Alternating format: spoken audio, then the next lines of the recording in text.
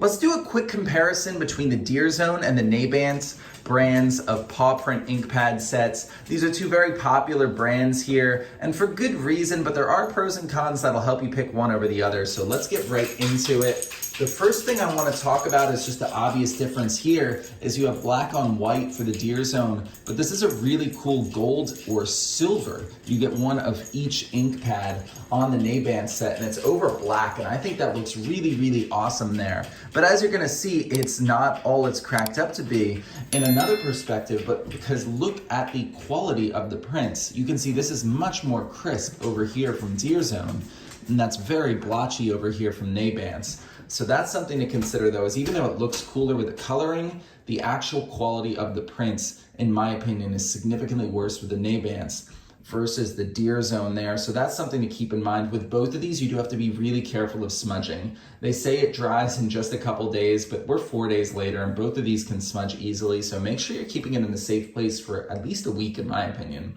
And then put it into a frame, keep it in a safe place forever after that, of course. But you really want to watch those smudges.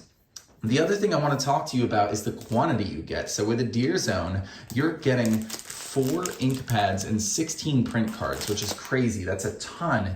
You can do so many prints if you have multiple animals. That's a great option. Or even if you're just worried about getting the perfect print, you have a lot of room for error to play around with. With this Nabance set, you are going to get 2 ink pads, 1 gold and 1 silver, and 4 print cards. So that's not nearly as much room for error when getting those prints. You can see you are going to get 2 of each color essentially if you're dividing it up equally, and I didn't get a great print out of the gold ones there. So that's something to keep in mind. You really do need the perfect touch for Nabance because it is a lot tougher to get a crisp, clean paw print.